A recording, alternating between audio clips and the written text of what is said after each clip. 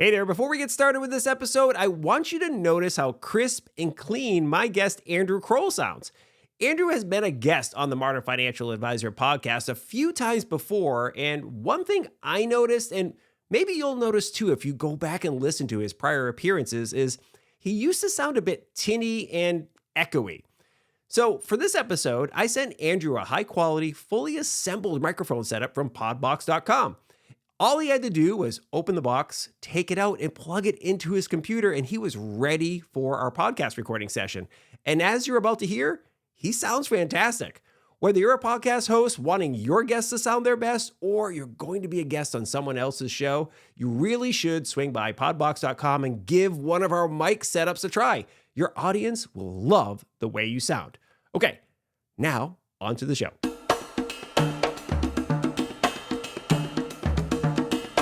Hey there, it's Mike Langford. Welcome to another episode of the Modern Financial Advisor podcast. This week on the show, Andrew Kroll, Vice Chairman of Wealth Management at D.A. Davidson, is back with me for a fascinating new take on estate planning.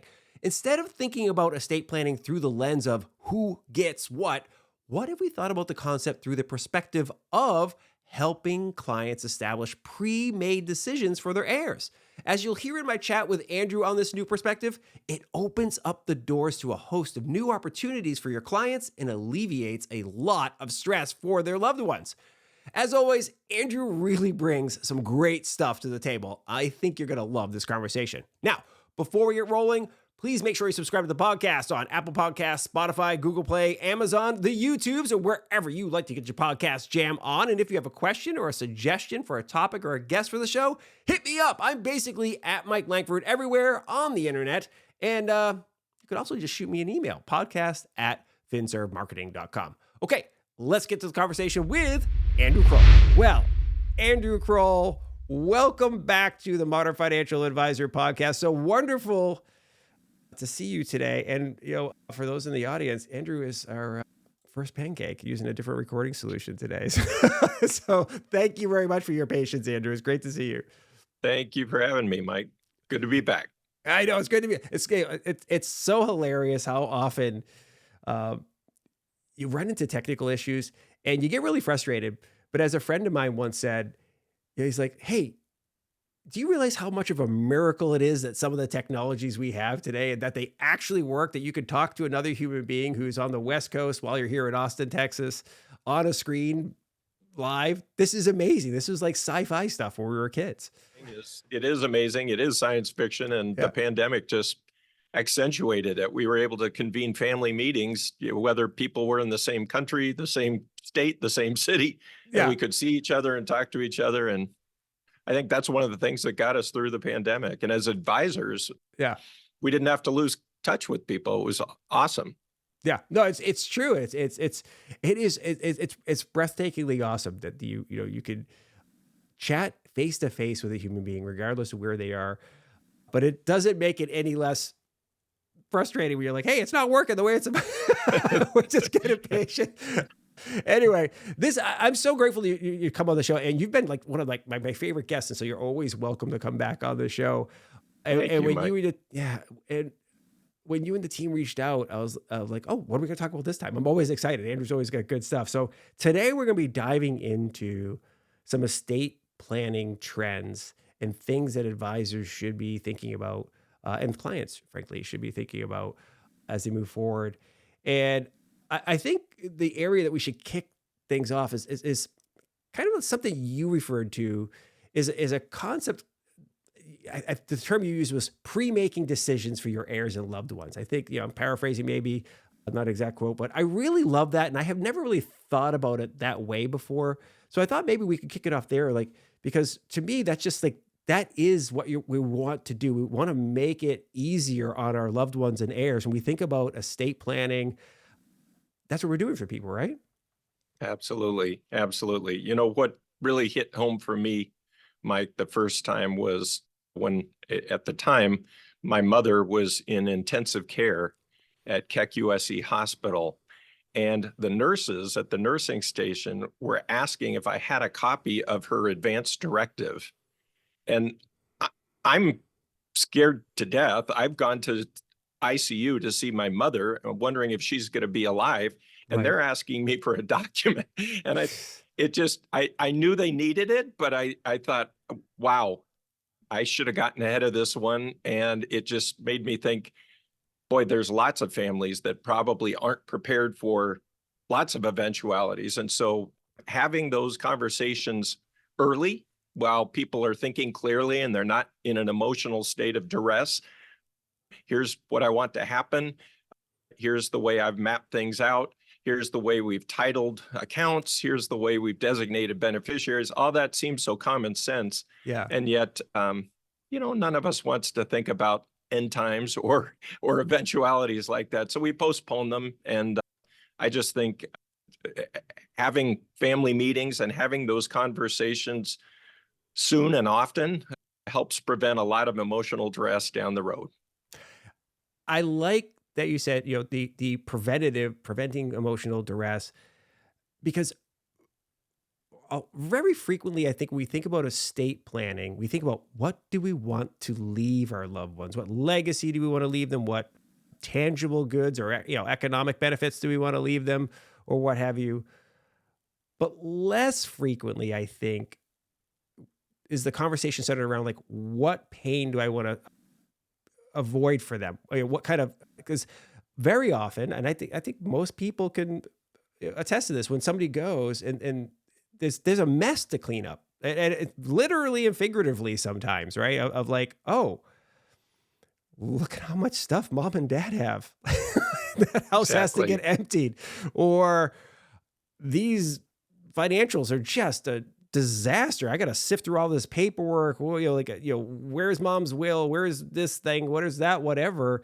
It's a lot of work. So I like this framing. In addition, of course, we are going to talk about some of the more traditional estate planning stuff, I think, later in the show. But I think we'll be covering more of that, like, avoiding pain stuff here early on. I think that's right. And, I used this example, I believe, on a prior podcast, but speaking of my late mother, she was very explicit in her in and out of the hospital days, telling my brother and me, whatever you do, do not wake me up on a ventilator. Mm.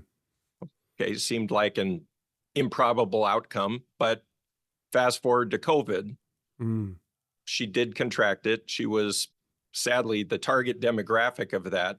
And when the Keck team told us, the damage to her lungs is such that even if she made a recovery, they did not believe she would ever breathe on her own naturally, but would need a respirator for the rest of her life. And, that was still a hard decision, but it made it so much easier. My brother and I knew we are not going to watch her open her eyes with a tube.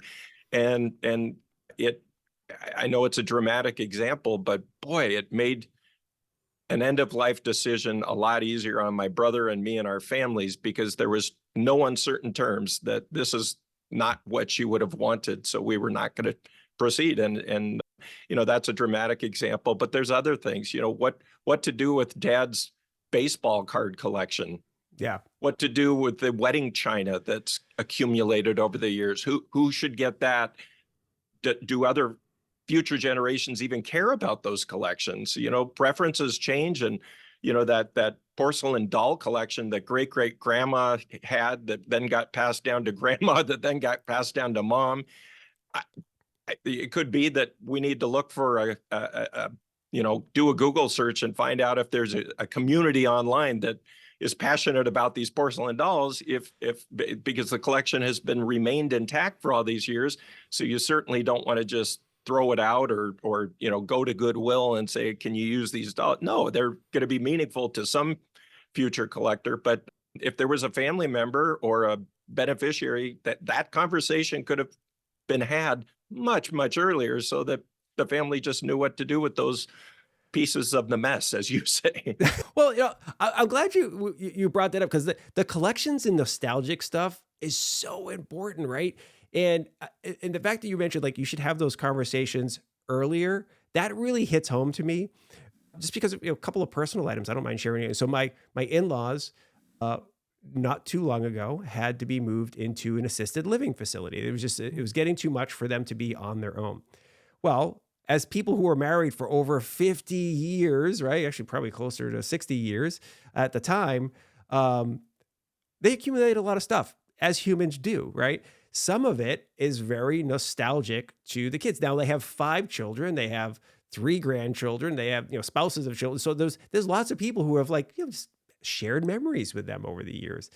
And when all of a sudden you have to move from that house that you've lived in for a long time and where all the stuff is in storage, it's not always out on display.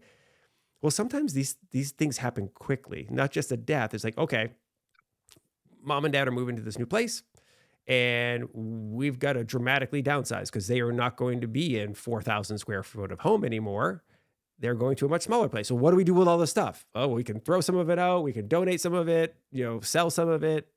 And then of course, who wants what? Well, right now I'm in a state, or not me, but my wife and her brothers. And so they're in a state of emotional unease. This is all coming at them fast. They're worried about mom and dad first and foremost. Stuff, sure, they think about it as they're cleaning out the things, but not everything is top of mind. I think I mentioned this to you in our prep call. There was this little manger set that my mother-in-law would put out every Christmas. My wife loved this thing, and it's not super valuable or anything, but it meant something to my wife. And it's now kind of semi gone missing. Pieces they're not all together. She's got a piece or two of it, but she's like, where the heck is the rest of it? And nobody knows. But to your point, had a conversation happened earlier about hey, listen, Amy, what's important to you? What do you like? Is there anything you want to have for your children and kind of keep in the family or whatever? We'll make sure that they're set aside or labeled Amy or something like that. It would have been so helpful. Right. I shared with you a sort of dramatic example of that with a client that I had. She had no living relatives in her last years, and she had worked as general counsel at one of the large motion picture studios here in Los Angeles for years and years, amassed a small fortune, prided herself on living way below her means. And so she had substantial assets and a nice home and, trinkets and collection of 50 years, like you say. She had told me every year that I've refreshed the red notebook, and I could see when we were doing Zoom meetings, the red notebook was on a shelf behind her desk. And she said, if and when that day comes and you get the call that I didn't wake up, all the answers are in the red notebook. So sadly, I did get that call one day from her childhood best friend. And she asked me, do you want to go look at the notebook together?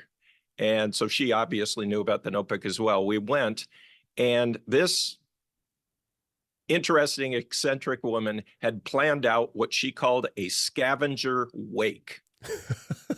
Now, what this was everything, the guest list, emails, addresses, everything planned out. There was an A list, a B list, and a C list.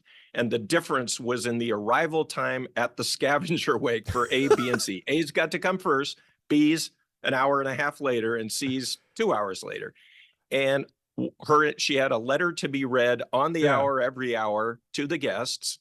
And letter number 1, and the reminder at the top of every hour was, you are welcome to take anything in this house that has sentimental value or that you think you can hawk on eBay for cash.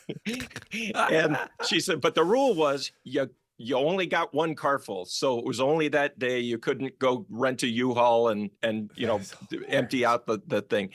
And so, it started out initially with people kind of thinking, gosh, this is weird, but okay, we want to follow her instructions. And then people really got into it. And it was, as you say, with the manger, people had a nostalgic connection to some of the smallest things. For example, she had a wine cork collection. And it wasn't just a bunch of corks in a basket like some people have. She had put on kind of like a frame. She had these corks and put them in an intricate design. And one person said, I always think of her when I always think about that cork collection. So I'd really like that. And nobody else really cared. Well, somebody else said, did you know she had a corkscrew collection? And these were like old fashioned corkscrews and that person wanted that. So anyways, it was the most unique day as we sort of pillaged her home. But there were some things that had distinct value and other things that just had sentimental value. And yet she, having no living relatives, did have friends, and she knew there might be an emotional or sentimental connection to some of her things, and or somebody might just want to sell the sofa and get some cash for it. So she instructed us to follow her wishes, and it was a really unique thing. But she had done so much pre-planning, the guest list, in fact, she had pre-planned with caterers too. Here's the number of the guy to call, and he's going to bring, he already has the menu. And I'll never forget that. And I thought, good grief, if I had been hit by a car and not survived on my drive into the office this morning, what kind of loose ends am I leaving for my children and my family to have to clean up? So anyways, exaggerating the point, but you understand, having those conversations in advance and doing that pre-planning, so you take the guesswork out at a time when people are emotional, they're grieving, they're perhaps not thinking as clearly as they would be otherwise. Gosh, next time you're all sitting around the table, be bold and say, hey, can we talk about this for 10 minutes? I just want to make sure we're on the same page. Like, hey, Mom, can I get your Gmail password, please? Because if I ever needed to get into your email account, and I know you've got a lot of bills that come in automatically or whatever, I don't want to be locked out of your digital accounts. And I don't even know, do you have the passwords on a sticky on your screen, or is there a notebook, or do you have a password manager? Let's talk about that.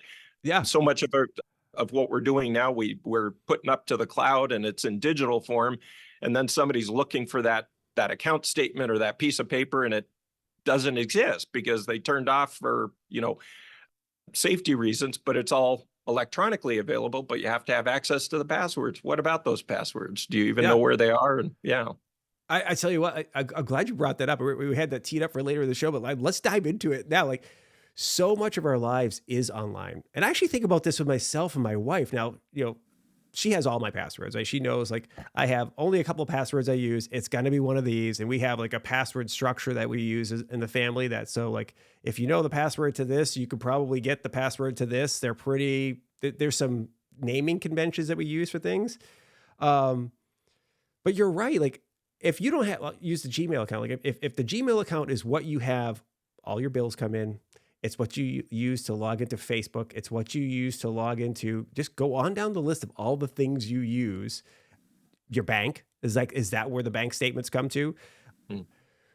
It might be a really important piece of information for the most important person in your life to have, so they don't spend weeks after you pass banging their heads against the wall trying to prove that you are indeed deceased, and they have to get access to this. And by the way, they might not even know what your email preferences are, right? Like, think about, like, I don't know about you, Andrew, you've got at least one personal email address probably, and then you've got a work email address, and there might be a second or third email address for other stuff you do, like, oh, I'm on the board of this, or I'm a member, and that's right. I've got my alumni, I went to Boston University as an example. I think there's an alumni email address out there for me that I don't use, but I think I've been sending emails to that one for years, Mike. You never reply. I think it's there. I'd have to go look it up somewhere, right? So, but there's so much stuff online. Have you found, like, are you and your team using any specific solutions that you provide to or recommendations that you send to your clients, like, hey, please use this so that your loved ones can easily transition should they need it? So great question. I began about 7-8 years ago exploring online password managers. I had heard that there were programs, and not just the thing built into browsers and so forth, where I thought maybe that's not as secure as something else. So I did some Consumer Reports kind of research. Yeah. And I found that there were a lot of password managers out there, and the beauty behind those, there's also risks, of course, but the beauty behind it is you have one master password and it unlocks all the other passwords for you. Right. So, for example, that one master password gets you in, and then you actually use the password manager to log into Facebook or Netflix or Hulu or whatever, your bank. And often those systems, like a bank, might force you to refresh a password because they don't want it to be stale for years and years. So they force you to, or they put in tighter restrictions. You have to add more characters or something. The password managers could actually follow those instructions and create a strong password that no human being would ever want to retype. But with a point and click, it fills it in, it logs you in for it, but it's all controlled by one master password. You can store it locally on a hard drive. You can store it up in the cloud. And some people say, well, gosh, if all your passwords are up in the cloud and they're just wrapped by one master password, that sounds like that could be hacked. Yeah. It above my pay grade, and I'm sure it could be. But I tell you, for transitioning things to family members, and they only have one password to remember, and everything's in that electronic file cabinet for them. Really, really helpful. And Mike, one more really practical thing that advisors should be aware of. I recently, in the last year and a half, updated all my estate documents, my trust documents, and my estate attorney that I've been using asked me specifically, what would you like to do with your digital assets, accounts, passwords? And initially thought that kind of an odd question. I said, well, my beneficiaries should have access to it. And she kind of, like HIPAA provisions changed years ago, and you had to put specific language in your estate documents to allow family members to gain information or have access to your health records. There's best practices today with respect to digital assets, and your trust documents and estate documents should expressly give permission or not to your digital accounts to beneficiaries, family members, your executor. If not, you could end up, as you described previously, in a court battle. The Apple's not going to unlock the iPhone for me, and I know the contacts, I know the email, I know the photos are all stored there. I'm going to have to go to a probate judge and try to argue that I should have it. No, if the document had that express provision and was legally signed off on by the grantor, then problem solved. But I hadn't realized that specific language was necessary, and she recounted case after case of people just getting stonewalled. They eventually maybe they did get access to it, but why create roadblocks when your family's just trying to settle things and not have frustration at a time when they're already emotional? And so it's so funny you mentioned I like using some sort of password manager. I mean, frankly, even if it's a little black book where you have everything written down and you have it secure and people know where the little black book is. Exactly. But I tell you what, the other thing that popped in my mind as you were sharing that information is this thing, right? We all have facial recognition on these now. Well, if you pass away, technically you've seen the jokes on TV and in movies where they hold the phone up to the sleeping person's face or whatever to get access to it. But I don't want to have to do that to my loved one. Right. Can I have the code to get into your phone? Another reason why that might be important, I think, is a lot of services that I use, financial services, have two-factor authentication. Two-factor authentication. Yeah, exactly. The Authenticator app is on this device. So you need to know my password, right? And then you'd also need to get that two-factor authentication code. The only way you're going to get that is if you can get into here. And to your point, Apple will only unlock this with, if you can prove that, you are the person who's supposed to have it. Right. What about, this is kind of a funny one. On the digital side, there might be stuff you don't want people seeing when you're gone, right? And, everybody's got some sort of vice. I don't know what that is. I won't cast any shade on anybody, but people have them, right? They have things that maybe they don't want their Mike, kids. you're talking about your DraftKings account, aren't you? You got it. There's something, March right? Madness. Madness. Oh my God. Yeah. Exactly right. It's whatever your thing is, everybody's got something, right? And they may not want to have the children or the grandchildren stumbling upon those things. Have you found scenarios in which, as you're working, I know you're not a state attorney, but like as you're talking with clients, like, hey, there might be stuff that you don't want people to see. What are the instructions for those types of things? Like, right? How do you hide them, or how do you make sure they get destroyed, or whatever that is, That's a great question. And I'll give you a funny answer, and then I'll tell you what I think the answer is. The funny answer is I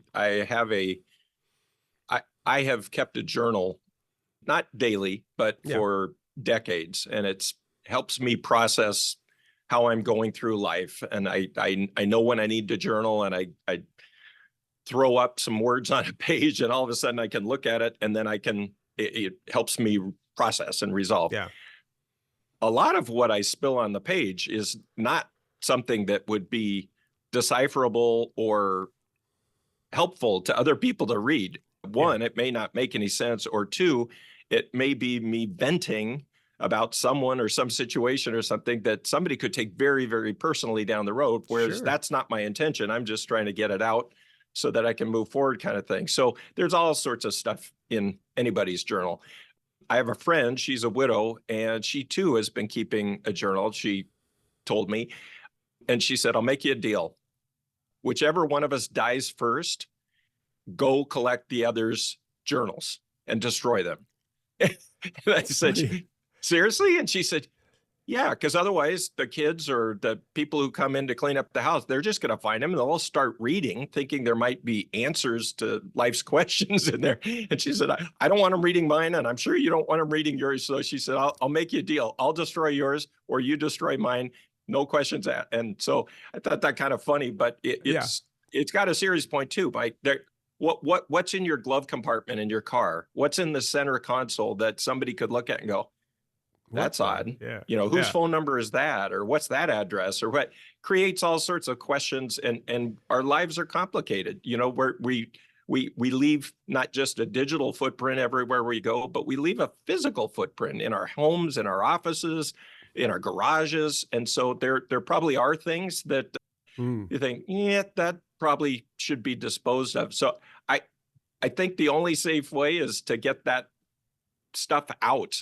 To know that it's either in a safety deposit box that nobody's can have access to, or because I don't think from an estate standpoint that you can carve out assets that you say, well, and don't look at these things. It can be guidelines, but I don't really think that when you're talking about cleaning out a house, you want them to look through drawers. You want them to clean out the closet. You don't want them to sell the home with, sensitive information left in it that somebody hid in the rafters in the attic. It's going to come out eventually. Somebody's going to find those documents. And so I think just maybe the spring cleaning becomes an annual ritual, and you say, okay, if I died tomorrow, what would I not want anybody to know about me that is part of my physical or digital footprint, and just be very intentional about trying to purge those things.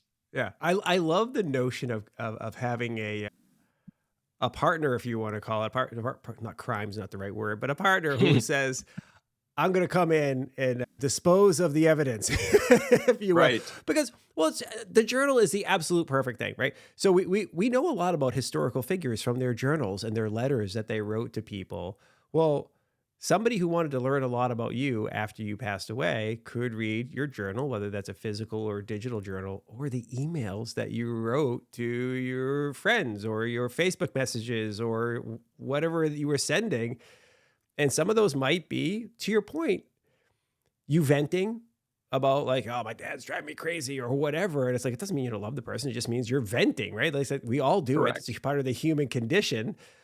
Correct. Or maybe some of it is stuff like, hey, somebody might have been having a kind of a lightweight affair with texting and so forth. And, they don't want that ever coming out because they don't want their children to think, that they weren't a certain way, whatever. So having kind Right. of we'll both burn the evidence. Somebody you trust. Really good idea. You know, Yeah. you maybe, we hadn't planned on talking about this, but I do want to get your take on it. And if you're not uncomfortable with the take, we'll edit this out.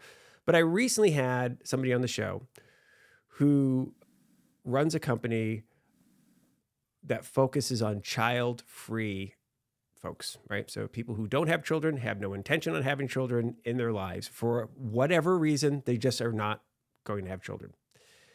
And estate planning is somewhat different for those folks, I imagine. You mentioned earlier your client who had the let's have the scavenger wake. Have you seen anything distinctly different in your experience for the clients that don't have biological heirs, let's call it that, and those who do, in the planning process and the way that advisors should think about that concept? Great question. And yes, I have.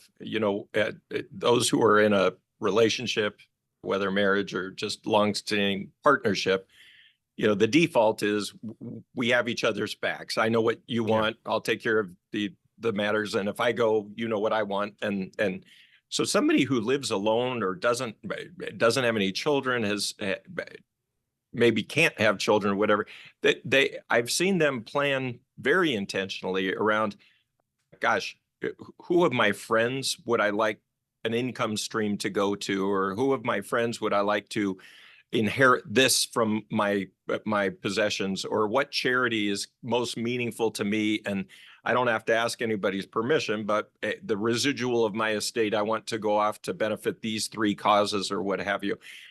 Though we talked at the top about having family conversations.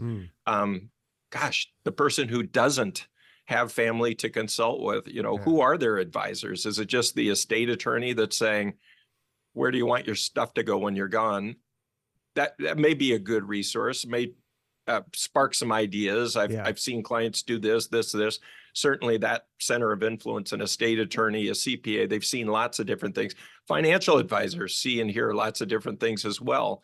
And I would say for the family that doesn't have heirs that are readily identifiable, maybe there's a foster child that they've acted as big brother to or big sister to, or a niece or a neighbor, not a niece, a neighbor who's has children, and they think, gosh, if I had kids, these are my kids. I never had to have kids because I go to the foster care agency once a week and I play with the kids in their cottage and so forth. Well, then that becomes the surrogate family. But the rest of us postpone those family conversations because we don't want to think about it at times. It's really important for that individual to have those conversations with whomever they are going to designate as an executor of their estate, because that person likely will be saddled with some of those end-of-life decisions, disposition of assets, interpreting the will or the trust, finding those secret collections nobody was supposed to find, et cetera. So it just takes intentionality. Mike, I think it takes a lot of deliberate intentionality to say, gosh, I'm thinking clearly today. If today was the day, what are the loose ends that I really should have wrapped up? And let me set a timeline and a plan to take care of those things now. I like that term, intentionality, because I think it is really gets to the root of this, right? What is my intention for who will get the benefit of like my estate, and because there is benefit, but also what is my intention on who will get the responsibility of my estate, right? Because they are both, right? Like, so right. Sometimes it's like, woo, there's millions of dollars here. Fantastic. I will gladly clean out the house. This is fantastic. Thank you very much for leading it. But other times it's like, sure, there is money here, but there's a lot of just weight on this as well. And you want to make sure the people that you're giving the weight to, right, are good with it. Like they have an intentionality about it as well. Like they have a conviction that your wishes are important to them, that they care. And not everybody's wired that way. And I guess you can never know for sure, like, will the person truly care when you're gone? But you hope they will. And I think it arose in the Jewish tradition, a thing that a couple of my clients have done and shared with me called an ethical will. And I'm not sure if you're familiar with those, but No, not at all. we all know what a will is. The ethical will is more a document that's conveying values, could be down a family line, but it's more of values and wishes, characteristics of, if the Langford family had a family crest, what would be the symbols on it, and why those symbols? What does that mean? If there's a diploma, okay, education is important, and blah, blah, blah. Maybe so you think that, gosh, when I'm gone, I can document where I want the stuff to go and who I want to oversee the distribution. But what about the intentionality, the intent, how this wealth was created, what I want the recipients to know about me and what was important in my family upbringing and family line, translating more than just your good looks down to the next generation, but really transferring, a value statement, an ethical will. And I thought, gosh, what a great idea to generations hence, that would be the document that said, gosh, the Langfords really believed in giving back to the community, and that though they made significant wealth, they gave back significant wealth, and they saw it as a responsibility, an obligation to pay it forward, and to, and what a great accompanying document, so that intentionality could at least has a framework behind it, right? Yeah. Why did Aunt Lucy want me to have this? Well, if there was a note or an explanation, and my collection of whatever, I want to go to Mike because we always had great conversations about the Dodgers, and we went to games together, and I remember buying him his first foam finger, and so I want you to have the foam finger collection, whatever it is. And I love it. Yeah. So I think an ethical will maybe is a way of thinking about how to translate values to subsequent generations, or at least the values that created the wealth in the first place, and of the person who's leaving them to somebody else. I could not love this anymore. And in fact, I'm stealing this idea and working it into my own life, this ethical will thing. I'd never heard of it until today. And what's really funny is, little known fact about Mike Langford, I worked in a Jewish temple when I was younger, as a kid, as a senior in high school. They need a Gentile, a non-Jew, to work in the temple. And I did. I'm very familiar with the Jewish faith and have a very strong affinity for it. So now I'm going to steal this, because I think there's a couple of things here. One, that almost a comedic value is, what you could do with this ethical will is, hey, pre-write some of your eulogy. You want to know why? Because somebody's going to have to do that. And it's a weighty thing. Anytime, if you've ever had to speak, like, again, I speak for a living. I talk all the time. I haven't done the eulogy, but I've got up and spoke at several funerals. Man, I don't care who you are. The voice is cracking. The nerves are going, right? You know what would be nice if somebody wrote like, hey, this is something that Mike really wanted you all to know. He took the time Absolutely. to write some bullet points out. Red notebook client, I mean, those letters to be read every hour, gosh, you could hear her voice, sarcasm, wit. Yeah. It was very comforting, actually. At first it sounds maybe a little, eerie, sort of trying to control from beyond the grave. No, it wasn't that at all. Yeah. It was these connection points with regularity that she sat down, thought about, and pre-wrote out. This is what I want read at noon when the catering arrives with the, taquitos or whatever. This is what I want them to hear. Why I love taquitos, and what you're about to, and how great this local Mexican restaurant. And it just was, gosh. This sounds like my kind of wake, by the way. I want to go. Yeah, she's not here, but she is here. She is here because she laid this out. And if it was a eulogy to be read, gosh, you can't, maybe you can get the last word in. Yeah. You say, well, when you're gone, you're gone. You go, except for that envelope that says to be read at the funeral. What's really funny is you talk about this ethical will concept, this intentionality, this concept of like passing on values to the next generation or to those just who might inherit your wealth. This is a common thing that wealthy folks, especially first generation wealth, a fear, a concern that they have is that their children and grandchildren will not carry on the values, and whether those values are the work ethic that built the wealth or the caring, to your point of being a good steward of the community and giving back and whatever, however you want to define that community. So I honestly think that financial advisors should, again, not that everyone is an estate attorney, but as the conversations come up about estate and the wealth that's there, talking about these types of things, like, have you considered either having conversations while you're still alive about these things, and then and making sure that when you pass, that you enshrine those some way. It seems like a really valuable conversation to have. It really is. And I think financial advisors are one of the unique advisor professionals in a family's life that could actually moderate a conversation like that. I'm just fact finding because I expect I'll be some of the institutional knowledge that crosses generations. And I want to make sure I understand exactly what I worked with your grandfather and now I'm working with your parents, but I want to make sure we're all on the same page and we understand the family's intentions and values behind the wealth that's been created and that's going to go down the family line. And the advisor can be that.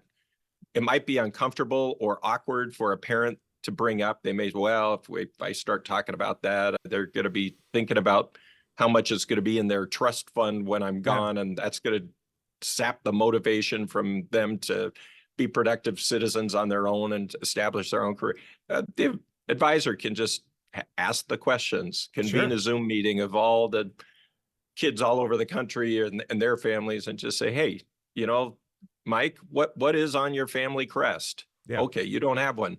Let's hypothetically create one. What are 4 distinctives about the Langfords that those are just non-negotiables? This is who we are as a family, and have that conversation. I think it will surface dreams, hopes, fears, values, all of the above.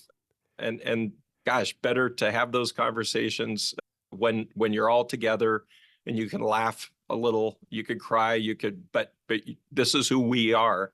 What a great, kind of glue that you can help as an advisor provide to a family to just say, gosh, we are really blessed and we do have responsibilities and we do value education and we do value, boy, I think those are inspiring conversations and put a little fuel in the tank about why it's so important to stay on top of portfolio matters and have objectives clearly defined for each of the accounts and understand because it's a bigger purpose, not just don't outlive the money. No, you're not going to outlive the money. It's going to keep going. And how do you want it to keep going and why? Yeah. Well, we've all heard that story of rags to riches to rags, right? It does happen, right? Because again, something didn't translate. It can be work ethic didn't translate because the parents worked really hard and had to be conservative with their finances and intentional with all their work and so forth. But the children and the grandchildren got to live the spoils of all that work and live a much more comfortable life. And as a result, they didn't have to learn work ethic and so forth. I joke, I throw myself in this in some ways. I had a lot of chores growing up. Growing up in the 70s and 80s, during the energy crisis, my parents converted the house from oil heat to wood burning stove to heat the house. I know I sound like I grew up like in the Wild West, but I didn't. It was like, and that was actually very common because a lot of people heated their house with oil in the Northeast. And during the energy crisis, they converted to wood stoves. So I was like one of those kids, like load the wood rack every day and all this type of stuff. It was like legit chores. But my kids have had none of that type of chores. It's kind of like clean up around the house a little bit comparatively to the stuff that I grew up doing. And every once in a while, I worry about it. Like, are they going to be okay? They are okay. But it's just one of those funny things where you think, what type of work ethic types of things should you be passing on? and can they be replicated in other ways? But you could definitely see if my kids had to like do that kind of work, it would be an adjustment. Let's put it. Yeah. Yeah. I have a friend, her husband, I grew up on a farm, and it was a Yeah. dairy farm. It was a working dairy farm. And he was waking up at 4 o'clock every morning, and he was schlepping bales of hay and bringing in pails of milk. And he was part of that family's business. That was who they are. They're farmers and dairy farmers. And, those of us who live in a home in the suburbs where we don't even let the kids ride their bicycle to school because we're, so concerned about their safety, which is understandable, unfortunately. It's a different deal. So back to the intentionality phrase, figuring out what a family stands for. We just came off the Berkshire Hathaway annual meeting, and Warren Buffett, 93 years old, pontificating for 5.5 hours on every topic under the sun, from succession at Berkshire to artificial intelligence to everything. And voice is getting a little gravelly with the years, understandably, but boy, the wisdom of a guy like Warren Buffett or Charlie Munger, the values, the perspectives, they are so well documented because he has this open forum every year and every interview for the most part, but every year. And I think, gosh, if a guy like that's going to go so public, and he's given away whatever, 99% of his wealth to the Bill and Melinda Gates Foundation. I mean, he's giving it away. So he's an open book. And I think sometimes our families are, locked books. We're locked to diaries, and we need to get the key out and, at least with some regularity, have those fun, open, sometimes scary family conversations about what's important and what it means to be a member of this family and what the expectations are going forward. And I think, a guy like Warren Buffett's made it pretty public for the rest of us to understand where he stands on certain things and so forth. Gosh, if he can be that open about everything he's about, why can't we be that way with our kids, with our parents, with our grandparents? I love it. I love it. I know we don't have much time left together, but I wanted to touch on like 2 quick things. One, we talked briefly in our prep call about an area that's of keen interest to me. My parents got divorced late in life and they got remarried.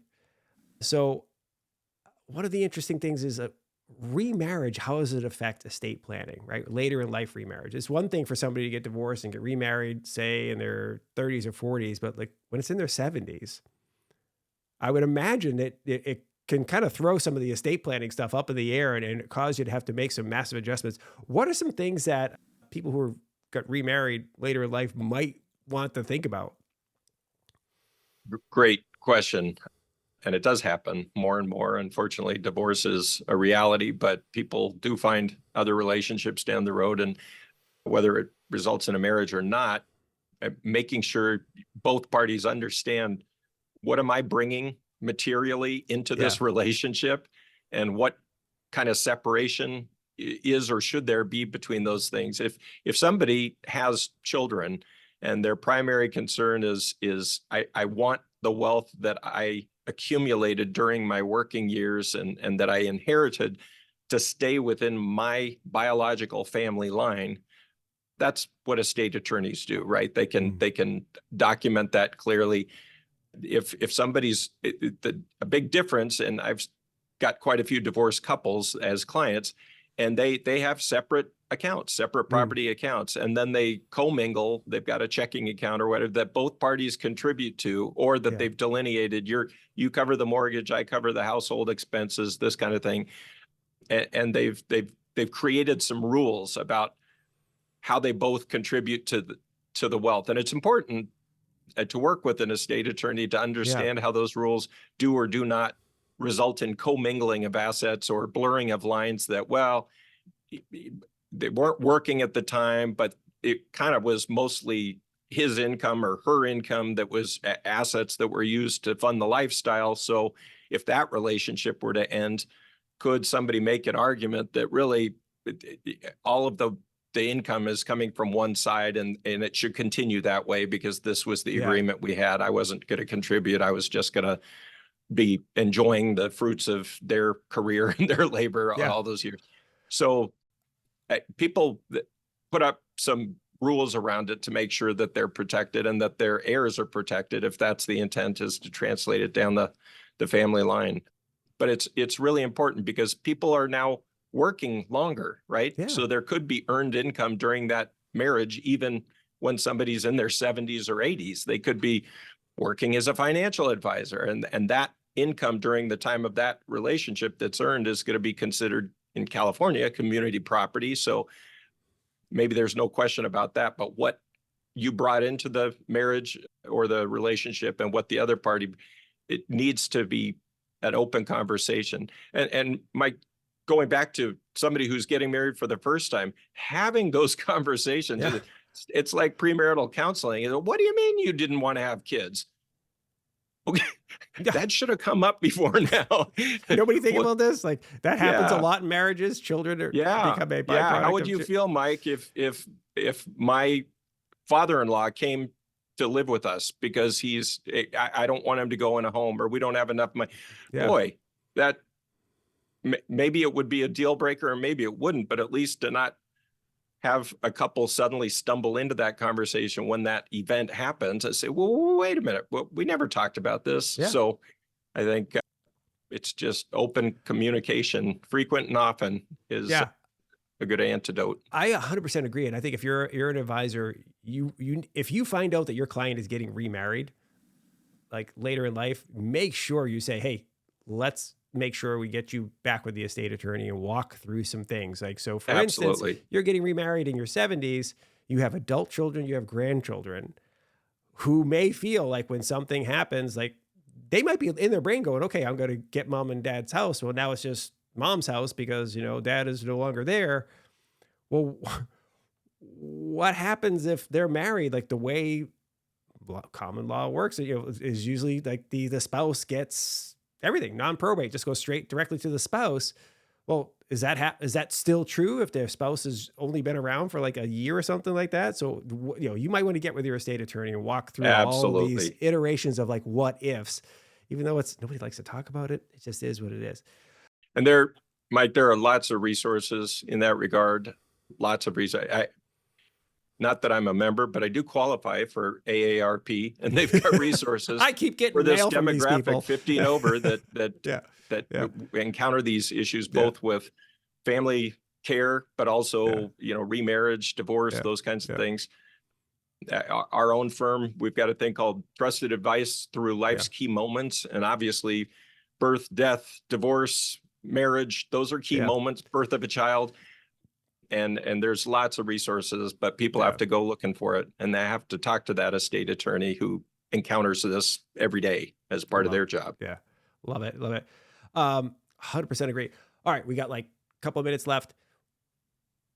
Any other trends that are top of mind for you that you're like, hey, listen, we've been encountering this here at DA Davidson frequently. We want to make sure that advisors have these things top of mind. Any newer estate planning trends or things? Well, I'll tell you the thing that keeps coming up is what our industry calls senior investor protections. With us living longer, which is wonderful, it sometimes comes with a price, and sometimes it's memory loss or diminishment of capacity, what have you. And that's a critical conversation and a critical dimension to be explored and thoroughly talked about as a family or as a couple, because having trusted contacts, for example, on you could be the breadwinner and you're the one who talks to the banker all the time and your spouse doesn't. Well, what if the banker is suspecting that these decisions seem inconsistent with everything he's done for the previous 10 years, and it seems like or it's a widow or widower, and suddenly the influence of another person in their life seems a little heavy-handed and maybe a little bit. Having trusted contacts and a framework for the advisory team to be able to reach out to family members and just say, I'm suspecting there's kind of some coercion to do this following thing, and I don't think Mike wants to be buying payphones in Mexico right now with his IRA. That doesn't seem part of the strategy. And then having a family member who can intervene at that point and just say, wait, I've noticed some things too. Let me put the brakes on, let me convene the family. And I think, gosh, with all these conversations we've been talking about, somebody may have diminished capacity while they're still living, right? And you say, gosh, what did dad really want? Now he's in a memory care facility and he doesn't recognize me. I waited too long. I wish we had these conversations. And it's a reality, Mike. I hear it every single day as we've got whatever they're saying every day, 10,000 baby boomers are turning 65 and they're entering the distribution phase of life. Hopefully they're going to be healthy and living for another 30 years. But if there's some diminishment of mental capacity, the long goodbye, as they call it, gosh, have those conversations sooner, because just because they're around physically doesn't mean that that loved one is going to be around mentally. And I think that's the most new thing that I encounter every single day, aside from the digital assets and stuff that we've already covered. Well, I tell you what, there's some connection between those. I mean, number one, I want to say, I heard the stat recently, we have added 30 years of life expectancy in the last 100 years. Amazing. So you're expected to live into your 80s now. If you're a healthy person who's like in your 50s, whatever, we can expect you to get well into your 80s, assuming, again, just actuarial tables tell us this. But we've also introduced in the last 15, 20 years, things that no generation has ever had to deal with, which is like all this digital stuff, to your point, right? Yep. So like the life has gotten more complex. The criminals and have gotten way more sophisticated at their way to trick somebody. So as an advisor, to your point, make sure you're keeping tabs on your clients' accounts, of course, but make sure you're talking to them about their interactions with other people and how it's going and so forth. You want to make sure that they're not taken advantage of. Yep. This has been fantastic. So we'll make sure we get everything from you and D.A. Davidson linked up in the show notes, as always. Anything else you want to tell people about? Make sure they go check out on the site or where else you're doing cool stuff. I think trusted advice during life's key moments, it's evergreen, but to think about those milestones in your clients' lives. And because you have a book of business and have dealt with families that have encountered that situation before the other family has, use that vast repository of experience you've built up through these relationships to have those trusted conversations with the families before they're in a time of critical need and duress, when they, it may be too late. It may be me at the ICU being asked for hopefully an advance directive or my insurance card. That was just unfortunate, but needless sort of irritation at a time when I just wanted to be present for my sick mother. So I really enjoyed the conversations, Mike, as always. And thank you very much for giving me the opportunity to weigh in on these topics.